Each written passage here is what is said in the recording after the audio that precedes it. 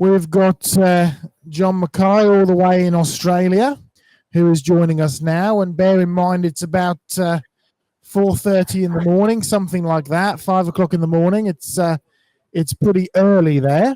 So we're very grateful to have John with us and come and share with us. As we were chatting with John, or as I was chatting with John over what we wanted to actually do this program, we've decided to really focus in on two new areas of sort of topics of research, if you like. The one which will be coming later on in this week on Friday will be mostly dealing with some new research and some new work that has gone into creation research with regards to the likes of the Aborigines in Australia.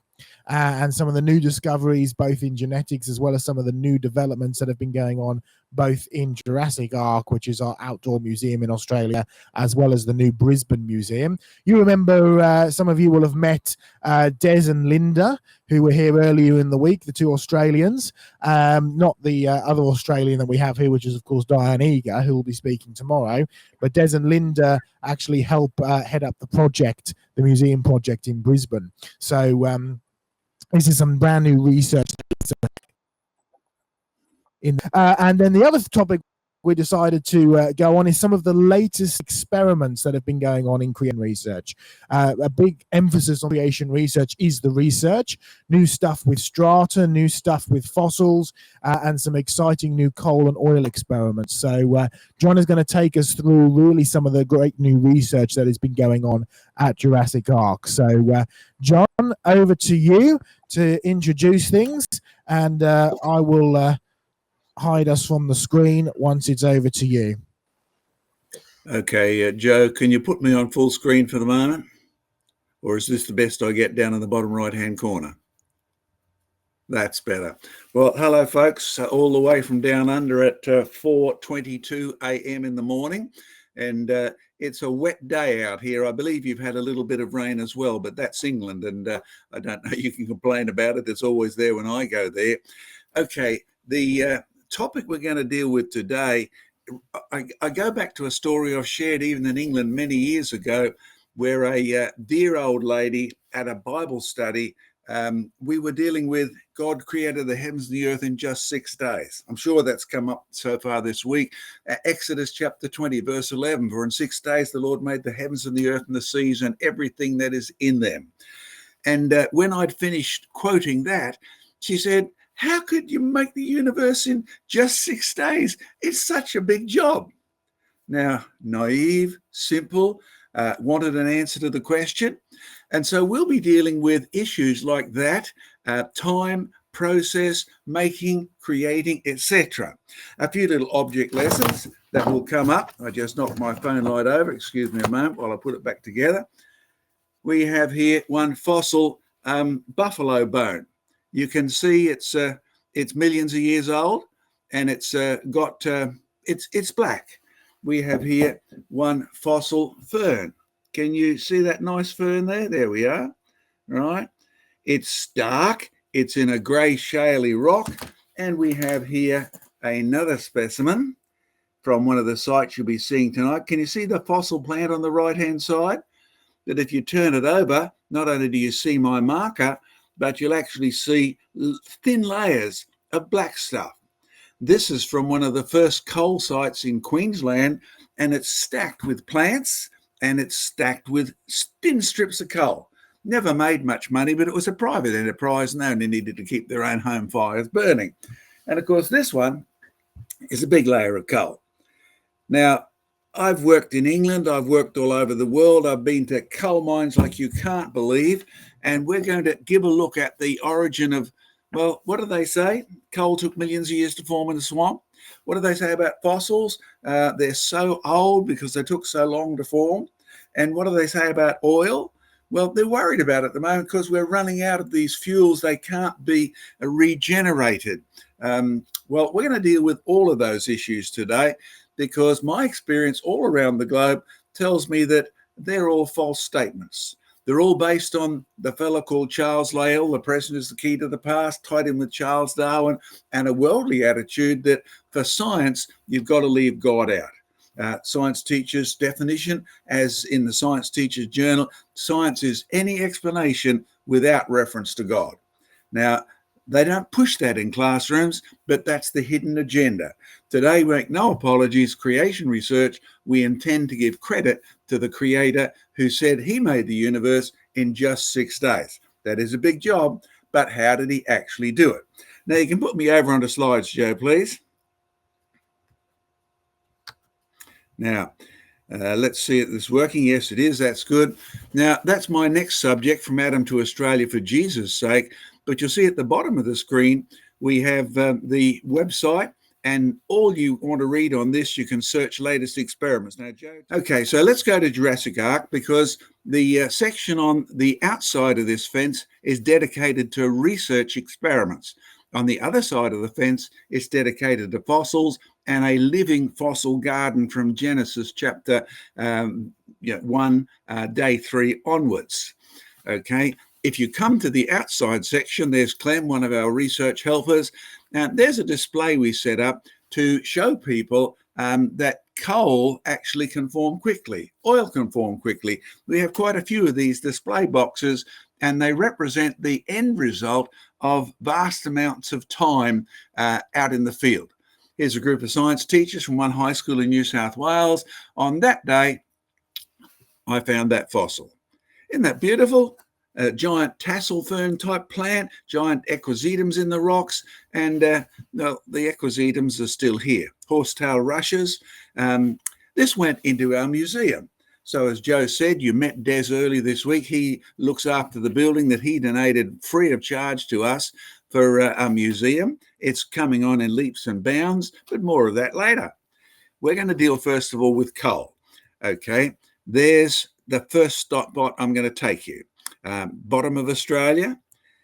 There's Brisbane, where I am tonight. There's your lawn down the bottom right-hand side of Australia. There's the old brown coal mine. Many of these mines have been shut down now because of pollution and greenie complaints and things like that. But this is brown coal. You can see plenty of clay on the top, that white and red stuff. But if you get into the brown coal mine, you'll find it's full of timber. It sits on clay underneath. You can see it at the bottom. But in the brown coal itself, it's just like, well, look at that. It's just wood mush. In fact, you have to have special flame suppressors on your exhaust, because it's not just wood mush, it's wood alcohol. And it burns quite well, whether you intend it to blow up or not. That's why you guard your exhausts. What is this made of? Well, here's what you find. Silky oak trees, New Zealand red beech trees, silver beech trees, casuarina, banksia. Now, many of those don't mean a great deal to you, but they're non-conifers that are found there. And the New Zealand red beech and the silky oak and the silver beech don't grow in swamps. Why did I mention that? Because it's a common belief out there that stuff that grew in swamps builds up and makes coal deposits. Casuarina and banksia, well, they will grow alongside of swamps. They have a little bit of swamp tolerance, but the three at the top don't. Okay, there's one of the silky oak trees not far from Jurassic Ark. See how wet it is? See how swampy it is? They prefer to have their roots wet. Nope, they prefer to have their roots dry. They don't like the swamp. How long have we known this? This paper, by the way, was first produced in June 1927. The coal seams, the brown coal seams in Australia and New Zealand are full of Araucarian conifers. And Proteaceae. Well, you better look up those. They're pretty unique to Australia, except you have a few Araucarians growing down in the south of England, and now they grow them in Germany as well. But look what the comment says. 1927. Araucarians, the main part of this brown coal thing, are not bog plants. They must have been waterborne from some more or less distant site. Now, you go to New Zealand, you look at the brown coal there. Yes, I've done that. You look at the brown coal in Australia, and it's all been washed in. It sits on clay. The clay, of course, kept it nice and moist so it could ferment. There must be bacteria in there doing the decomposition. It sits on the clay, but there's no clay in the brown coal. Now, the reason for me telling you that will become a little more obvious. There are pine trees, Araucarian pine trees right down on the top of the coal. They have no roots, that they didn't grow there. Let's jump up to Brisbane. There's one of the places that I've taken many people. I've dug here for years and years and years. It's now off limits as an industrial site, and they've covered much of it up, so you can't access. I'm one of these guys who's old enough to have been accessible to Australia for much of the time before all these safety rules got introduced. But the importance of that is the coal sits below the boundary and the sandstone sits above the Jurassic-Triassic boundary. Jurassic Park, Jurassic Arc. Yes, these are names of layers in the rocks, but they're based on a place in Germany, the Jura Mountains. And Triassic simply means three colours.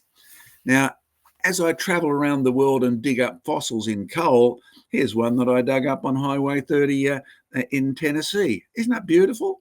Beautiful tree fern. There's a tree fern from Australia. By the way, that's in a limestone clay ball. We know what this is because they still grow just up the road. Here we are in Jurassic Arc. Beautiful, after their own kind. Some of you know that I've been pushing that line for a long time because Darwin and Attenborough lie. There is no evidence that tree ferns started out as moss and turned into big trees. They've always been their own kind. Easy to prove the Bible. But as I've investigated coal, I dug this one up at Jurassic Arc. Yes, we have a coal seam just under the toilet. We know that because we dug a septic pit out in the country. We run our own septic, but look at the coal. This coal is layered. It's high quality and low quality, and they all come from the same seam. In fact, we know where we are exactly in the geologic thinking because there was an old coal mine up at Tyro, just north of Jurassic Arc. When you have a look, this is Jurassic coal. Some of it's high grade and shiny, some of it's low grade. And clay turns out to be the key. I say that because I had a young PhD student who had real troubles. He said, I don't get the results that I should be getting. The professor keeps sending me back. And I said, what results do you get? He said, I've discovered that it doesn't matter how deep the coal is. It doesn't matter how old it is or how young it is. The quality of coal has nothing to do with the depth or the supposed age. We gave him a help and told him to investigate how much clay was in the coal. There's the first coal seam ever spotted in Australia by Matthew Flinders. Yes, I've been there, and it's a wonderful place. Big layers of shale, which is mostly clay, between layers of coal and lots of polystrate trees. See the tree there in the middle? Oh, there's John Mackay just down the road. Yes, that's a famous tree because I've given lectures on that all over the planet, and it keeps me mildly healthy in my middle to old age here, climbing around on all of these rocks. We took young Joe down to this site, and there's a vertical fossil pine tree. We know they're pine trees because the first guy to become the first lecturer in geology in Australia actually made a point of this. There's fossil pine trees here, but the fossils at the bottom, the pine trees are vertical, and at the bottom there's layers of leaves. See just below the sandstone shale there's black coal, great fossil leaves. And Sir Edgeworth David said there's no pine needles and there's no soil, but there's plenty of fossil leaves. Now, he reached a conclusion, and I totally agree with him. Sir Edgeworth David, 1858 to 1934, said Newcastle coal, yes, named after Newcastle in England, was washed in. They all show a directional trend from northwest to southeast, which makes me to England. Here's the first coal mine I ever got into in England. Sadly, all shut down now. The coal industry, well, as I said to the head of the mining board at that time when I lectured to the English Coal Board, you can't compete with our open cuts, which have coal seams up to 100 feet thick. That's the old Butterwell mine just north of Newcastle in England. And polystrate trees. You will see the trees on the right and left of the worker in the coal seam.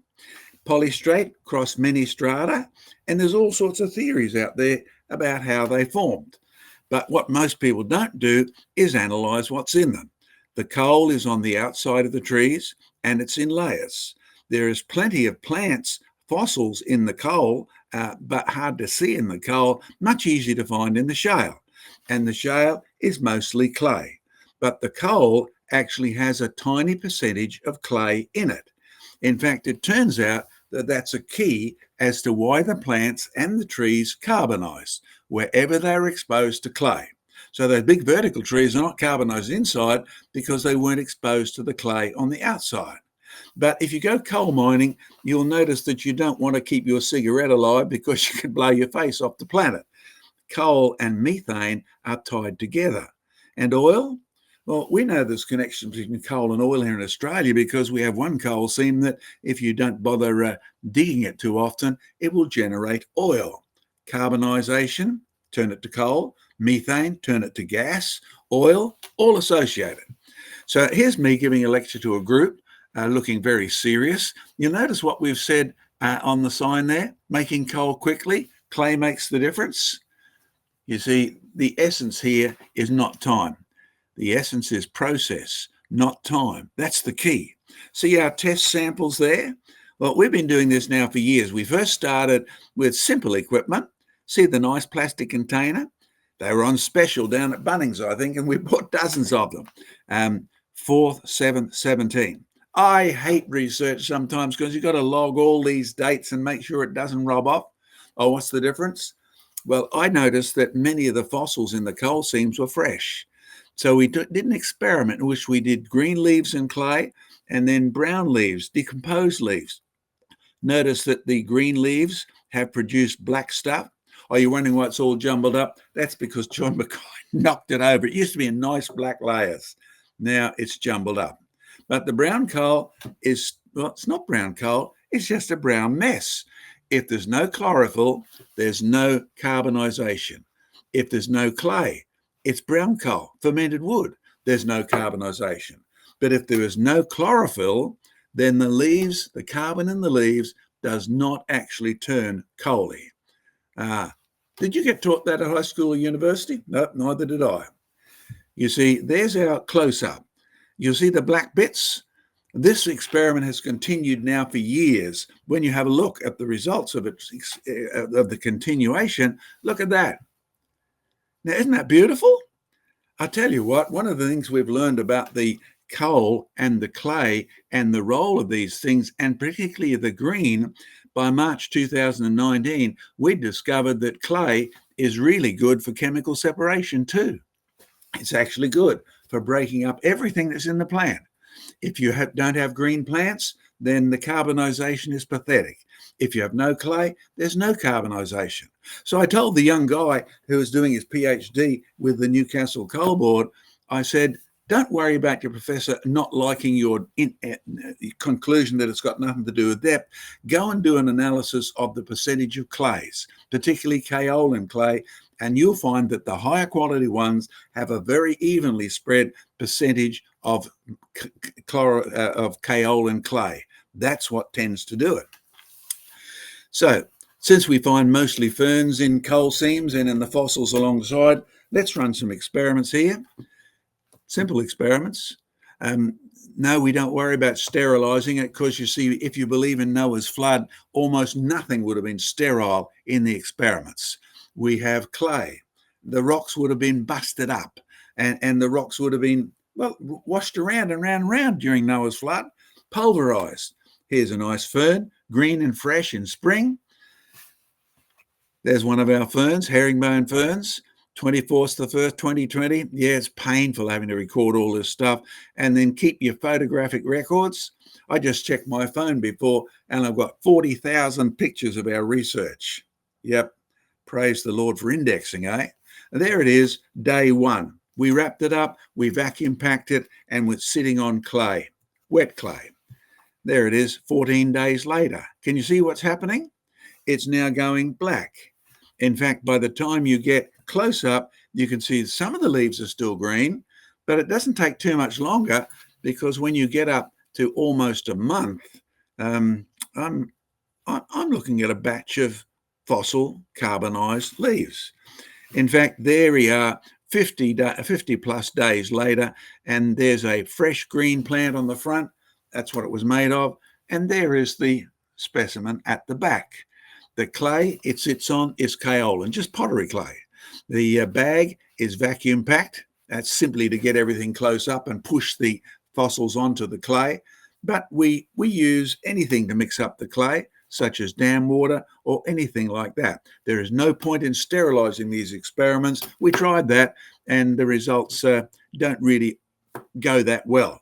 When you leave it as unsterilized but vacuum packed, I'll tell you what, look at that. They just look like fossils you find in the field. Okay, here's Daryl. That's our curator. Pray for him. He's got to put up with people like me who insist on doing the experiments this way and not that way and filing the results. There's a fresh green leaf against the background of the fossil. What else can we find? If you actually pack up these fossils without clay, you can track. Yes, we do all of this because we've got to cross-test and cross-reference and prove that it's the clay. There we have the fossil, the herringbone specimen packed with simply just a vacuum packer. There we are. You get closer. By the time you get closer, 1 year later, it's just dull, dirty. It's hardly even green. And by the time you get to 3 years, do you see it hasn't gone black? Oh, the ones on the right-hand side have gone black. They're sitting on clay. The ones on the left-hand side just turn into, well, they look like dried out, dead herringbone ferns, which is exactly what they are. We also find some interesting specimens. There's a specimen in my collection, and it intrigued me because only certain parts of it are carbonized. See that carbon? That looks like I drew the outline in, and no, I didn't. That was how we actually found it. And surprise, surprise, we've been able to duplicate so many of these examples. Look at that. Leather fern at 2 months. Leather fern, by the way, is very popular with florists because it lasts so long. But do you notice this one only carbonizes around the edge? Haven't quite figured out why, but it's beautiful. I mean, you could almost accuse me of outlining that in black ink, but I didn't. That's exactly what happens after 2 months. It coalifies, particularly around where the reproductive organs are on the leaf. What's the fastest results we've got? Well, in keeping all these years and years of experiments, we can carbonize a fossil plant, turn it into coaly looking in 2 weeks. That's the fastest. Some of the plants take up to 18 months. And we've got a few clues as to what might be causing this. You see, clay type is key. Kaolin works best. Other clays work, we've tried them, but kaolin works best. The quality of the clay, pure kaolin clay, crushed up, disseminated, is what you find in the actual coal seams. The quantity, microscopic exposure in coal. Ferns certainly seem to do fastest, and the presence of the green chlorophyll is vital, which would imply, of course, that in the fossil record, the plants were all fossilized in a climate that was just like spring. You know, where God tells Noah after the flood he's going to have summer and winter, cold and heat. They come from a time where it doesn't seem to have been summery and wintry. The climate was much better. You take brown plants, no carbonization. They're the ones that have lost their chlorophyll. So when was the flood? And what was the flood world like? Well, the answer is the flood didn't take a huge amount of time to bury anything. And most of the ferns we can prove, talk to Joe as you go on your field trips about rapid fossilization.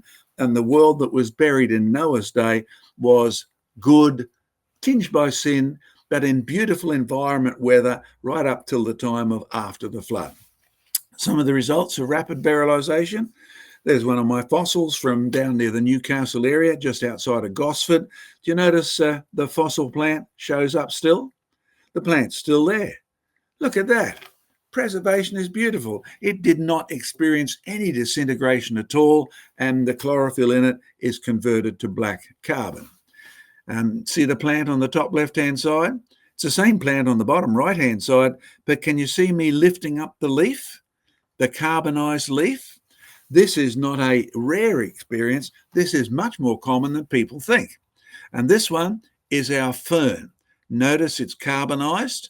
Even the stem, the green stem, is carbonized. Notice on the right-hand side, we can lift the leaves off. In fact, look, The actual leaf is still there, but it's carbonized, and it's the clay that's responsible. Okay, flood fossil plants, I'll be dogmatic. If they're well preserved and they're coalified, they were green. They came from a mild climate. They certainly seem to be in a spring growth. In our logic, there was no spring before Noah's flood, so it would have been fresh growth all year, no matter when the flood came. And the ones that are well preserved, that you can pick them out today, rapid burial beyond a shadow of a doubt. Now, this one's sort of mildly funny because when we did this, Daryl said, let's burn it and see what it does. So we took our plants and we burnt them. And he and I, who both grew up with steam trains and old coal burners, said, boy, that's coal. It smells like coal.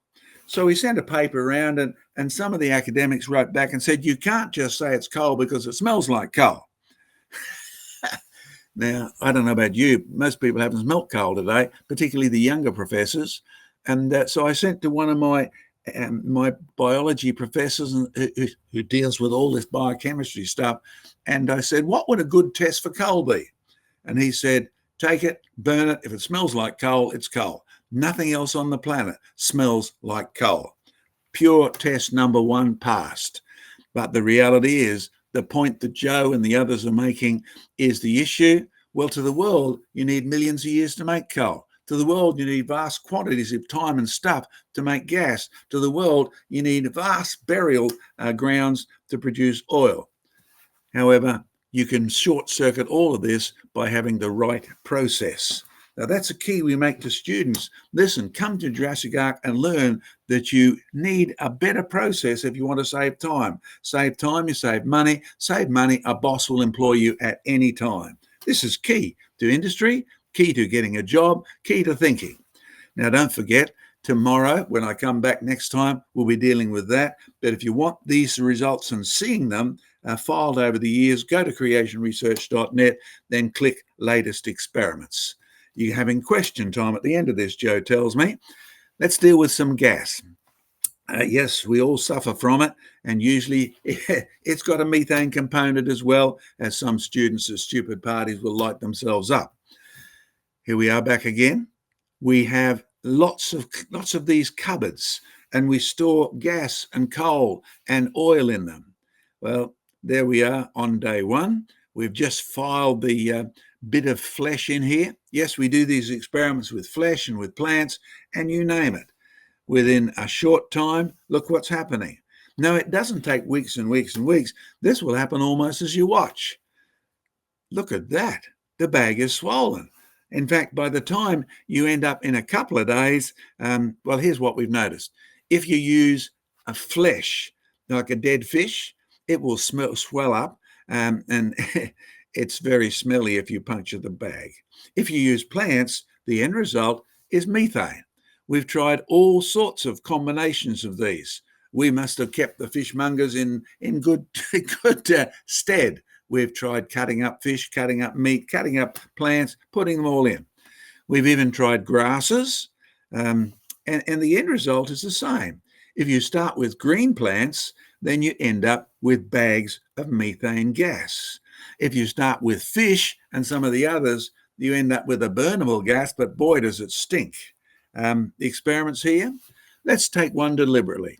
Here's Daryl. You see the sweat in his shirt. We do grow sugarcane at Jurassic Ark, and we thought, well, we're trying to find a way to industrialize on a cheap scale the manufacture of methane, because it's supposed to be, well, you don't want to use these gases. They're bad for the environment.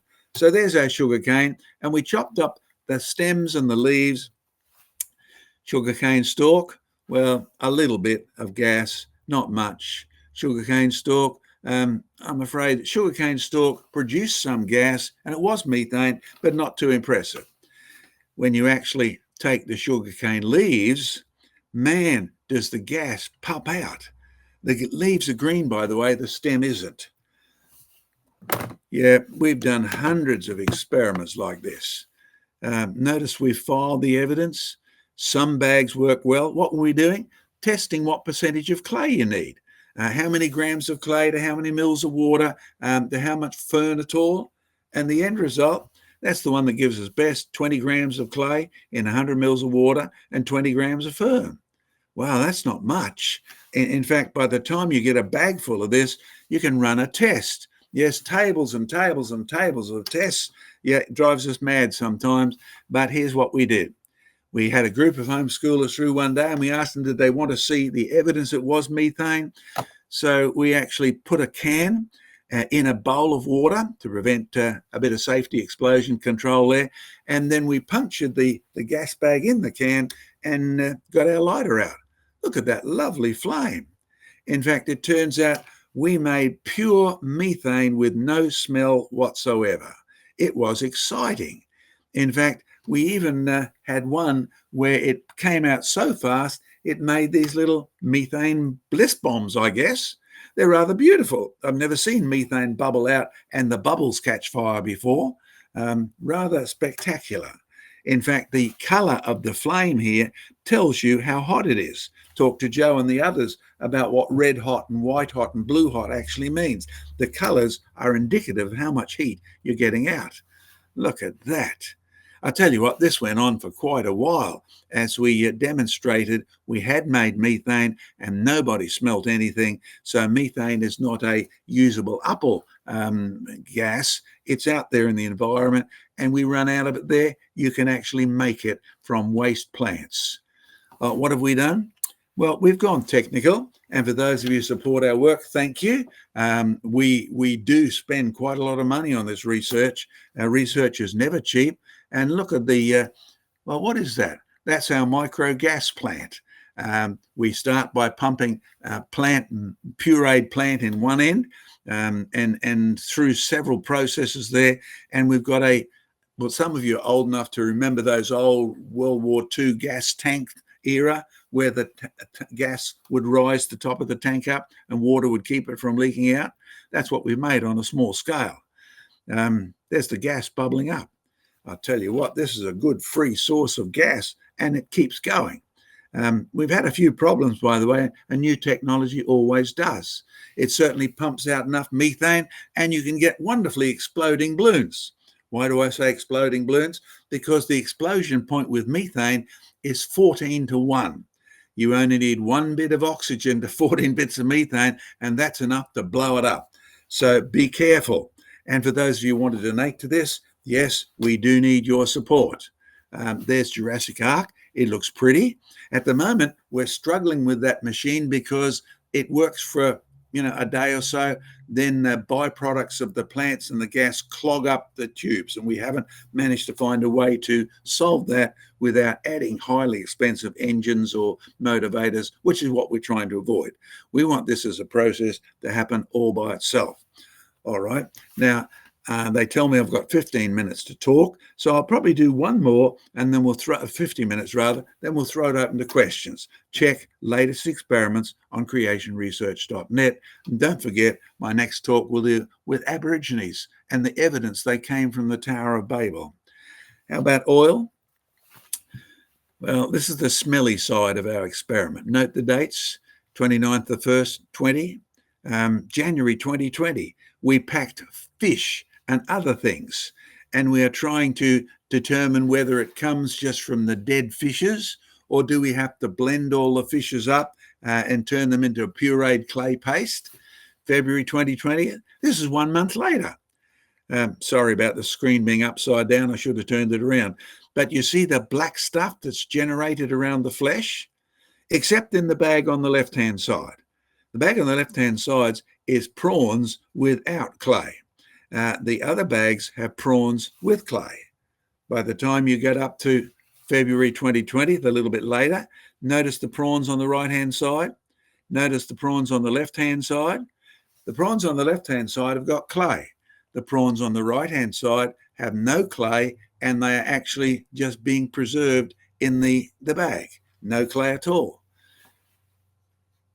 Everything else, except for the one without clay, doesn't turn into oil. John Mackay's observation, the clay is essential for carbonizing the plants. You can take coal, as Hitler and the others discovered in World War II, and convert it to oil. The clay is part of that process. Microscopic amounts of clay. No clay, You can have all the prawns you like and you won't get any oil. Look at that glorious black stuff, June 2020. By the time you get up to, well, that photograph was taken not long ago. The prawns are still there.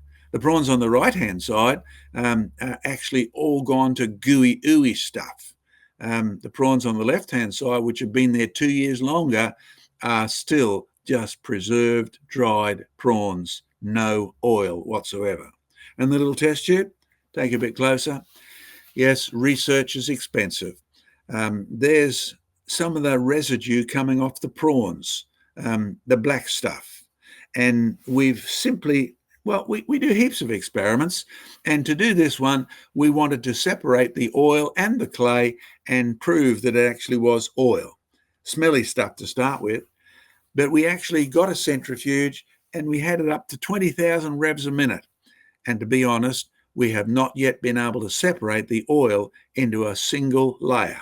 So any of you might have suggestions to how to separate oil from clay, go right ahead. But as I pointed out to the folks at Jurassic Ark, don't be surprised about this. If we have an oil spill at sea, the first thing we do is drop clay onto it, because the clay binds so strongly with oil, it will take it right to the bottom and take it out of the ecosystem. Of course, what's interesting, if you want to use fracking in the coal shale seams or the oil shale seams, you'll find that you can smash the shale to pieces and a hugely high temperature steam will extract the coal from the clay, or the oil rather, from the clay. We're trying to avoid that. So whatever answer you send to us has to be a low temperature one, because we want this to be able to be done at Jurassic Ark. Yes, we have hundreds and hundreds of tests. So when people say, oh, you creationists don't do any research, creation research stands as evidence against that. When David Attenborough says, you know, the evolution shows as a fact Darwin was right, he doesn't know what he's talking about. Because in all of these things, whether it's fossils, whether it's oil, or whether it's coal, the key is not the time. The key is the right process. So when someone says to you, how could God make the world in just 6 days? The answer is simple. He didn't need the 6 days even. He didn't need the time. He had the right process. So tomorrow, as I get ready for my talk over here, and we discuss the various types of Aborigines, from the miniature ones on the right-hand side, the pygmies, right through to the dark black ones that look like Indians, to the ones in the middle that look Asian. We'll be talking about from Adam to Australia for Jesus' sake, and you can catch all of these experiments again. A reminder, search the latest experiments. Now it's time for you to ask some questions on what we've done. And I hope that came through clearly. This is our first experiment on long-distance lecturing in a tent. That was good. That came through perfectly well, so that's fantastic. Does anybody have any questions then for John? Lots of questions. Here we go. Not a question, an idea about how to separate the oil from the clay. Go ahead. Have you tried putting it in water and using a sieve? Yes. The sieve idea is one of the first things we tried, but the clay is so microscopic, it goes through any hole in any sieve you want to name. And if you put it in water, the difference is clay is a series of little flat chemicals, and the surface exposure on every crystal really of clay, or every particle of clay, is so great that the oil binds to the clay far stronger than it binds to water, unless your water is really high energy and it busts up the structure of the clay, as in shale, and we could frack it. But that's the thing we're trying to avoid, because we're trying to produce low energy systems where we don't have to fork out a huge amount. And people say you're damaging the environment, or you're adding heat to climate change, and all those sort of things. Good suggestion. Thank you. Any more questions? So can you just take any clay and any Ziploc bag and any plants and put it all together and make sure that it's airlocked, and then after a while does it turn to stone basically, or get preserved?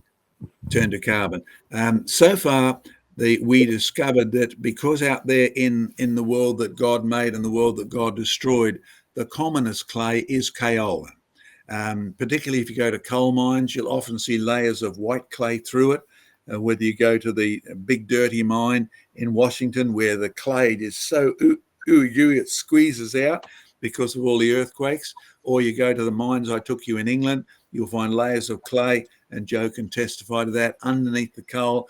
But the thing that people miss is the clay has to be microscopically fine. So you don't want an overwhelming percentage, but you actually you get best results with kaolin. There are other clays derived from bentonites and things like that which you can use, but the results are less impressive than what you get with kaolin. Now, one of our supporters who's now retired used clay in his chemical processes of making synthetic oils, right? For fragrances and things like that. So kaolin is definitely the commercial industrial best. Try the other ones if you like. We've tried them with homeschoolers where they bought a bunch of red clay in and put their plants in it. It will work, just not as effectively. Very good question, by the way. Yes. Another suggestion for separating the clay from the oil. Have you tried putting it on some kind of plastic? Because some kinds of plastic leak water through. I'm not sure if it would work with the oil, but it may be worth trying. Mm-hmm. The biggest issue we're facing is the molecular adhesion, the strength with which the oil and the oil and the clay actually bind is incredibly strong. Right now, what we have to use is something that will break that. Now, the sheet of plastic certainly will let the water through. So when you look at our bags of gas and things like that, eventually they will deflate, because methane is such a small molecule that can leak through the plastic bag. I'm sure some of you have noticed if you buy bulk quantities of soft drink, aerated water and things like that, if you leave it in your storage container for a couple of years, you'll open it up and it's got no gas left in it. That's because as solid as the plastic bottle looks, it's full of holes that are small enough to let the gas out. So you can't keep the gas in. But if you use oil, which is a long chain structure, you've heard of methane, which is a small one. By the time you get up to pentane, the sort of things you're putting in your car, and octane, they are bigger molecules, and the adhesion to the surface of the clay is so strong, a sheet of plastic won't let the both out at the same time, or won't even differentially let one out. But thank you for the suggestion. Any more questions, John? Yes, up the back. So do you understand how it works? What does the coal do to the plant in order to cause carbonization? What does the clay do to the plant? Okay, well, from all of the people who use clay in industrial processes, what we are looking at is an affinity between carbon and the clay. Now, in the field out there, I learned long ago that if you're looking for gold, you need to look for what's associated with it on a bigger scale. So one of my friends told me, hey, John, come we'll go gold digging, where we won't look for gold for stars. What we'll look for is carbon, because where you find a mass of carbon, you usually find gold associated with it. And I said, why? He said, I don't know, but that correlation exists. And the carbon was coming from fossils and the gold was coming in later on. And that correlation certainly did exist. As to what the clay is doing, it's certainly, all right, how do I, if you take a substance and you burn it, then a process called oxidation is happening, because the carbon would much rather bind with the oxygen than with what else is in the bit of wood you've set a fire to. So you're looking at a substance which doesn't choose, it's got no brains, but it's more chemically affiniated to the coal, to the oil and the clay than it is to the stuff it came from. So what it seems to do is chemically attract one part of the plant, which has got the chlorophyll in it, breaks it up into the black stuff, which is carbon, the green stuff, which is chlorophyll, and then the black stuff becomes carbon or methane, and you get all those byproducts. So it's a chemical competition. That's probably the easiest way I could talk about it. In fact, if you look up redox reactions and things like that in your chemistry textbooks, where we put things together in the hope that one will be stronger more strongly bind to the substance than the other, and it will swap places, right? That's how chemistry works. And if you can master the art of getting the right elements together, then you actually can produce new processes. But again, the point I want to make is when people bring up the issue of coal takes millions of years, no, it doesn't. Coal takes a process. If you have the right process, you don't need the wrong time. The evolutionist talks about millions of years because he hasn't got a clue about how coal or oil function. He doesn't do his homework chemically. And he then says, well, God couldn't have made the world in just 6 days. God didn't even need those 6 days. We know that because the next time he's going to make the new heavens and new earth just in a word. And I'm looking forward to being there because his word is true from the beginning. So thank you for the thought. Redox reactions, the affinity of clay to the carbon versus the rest of the stuff which doesn't come across. Next one, Joe. Great stuff. Any more questions for John? Sure, yep. So have you thought of applications for this? Is this the solution to all of our running out of fossil fuel problems? Or have you thought of any other applications for it? Or is it just to investigate how coal forms? No, it does have practical long-term aims. So I said to a coal conference where I lectured on that brown coal, I said we could turn this brown coal into high-grade coal by simply taking a quantity of the brown coal, which is just fermented wood, and using that as a heat source to drive a machine which pulverized the rest of the coal and added microscopic quantities of clay to it. That will convert the low-grade brown coal into high clay, into high carbon content. Now, nobody's been interested in doing that because obviously the cost of an industrial process like that, even though it's true, would actually cost the earth to start with.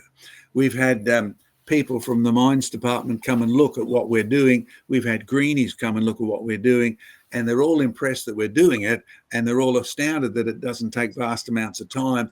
But the greenies, we've been actually disappointed because those people who want a green environment, the last thing they want is our experiments.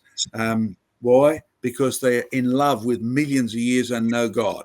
That's really what's behind the green environmental safety movement. It's behind most thinking in oil geology and that. So yes, there is a plan. There is, you saw that industrial machine that we built, cost us several $1,000s. That is industry's aim, but our aim is to provide a low energy source, not a high energy one, not like fracking.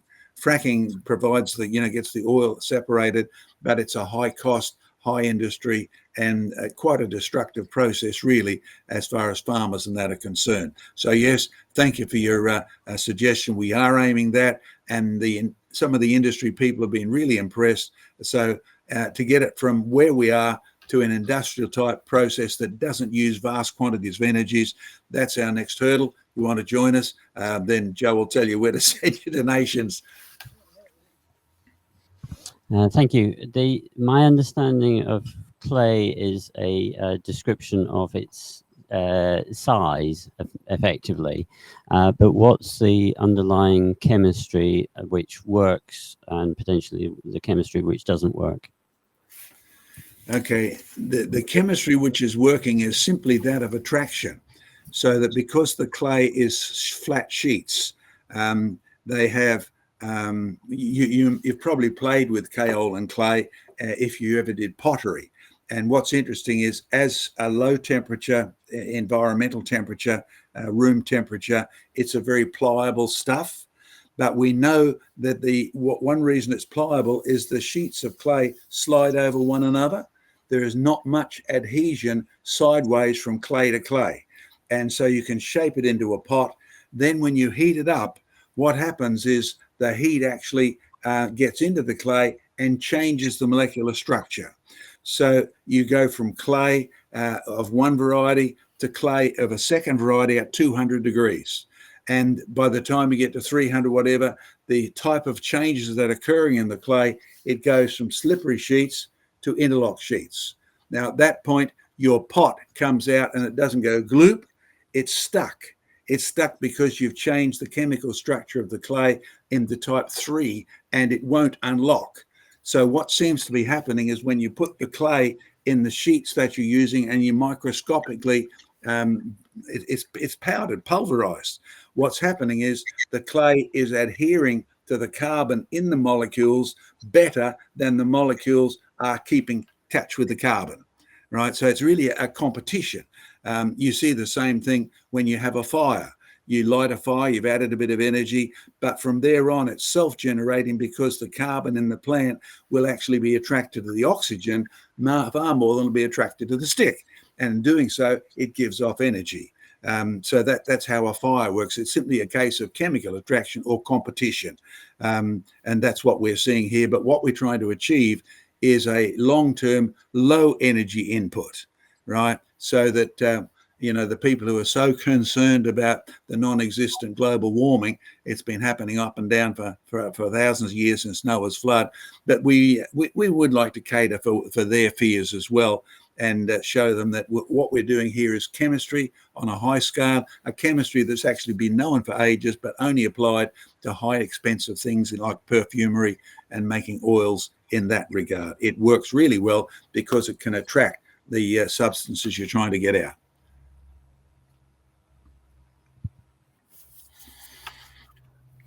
All right. I think we're just about finished with the questions there. Any last questions quickly? Yes? Sorry, I'm talking too much. To separate your clay and your oil, you might have thought of this as well. But I was thinking of, that the Large Hadron Collider, they accelerate things that have a very strong bond. And because they accelerate them and then they crash them against some kind of screen, they can separate them.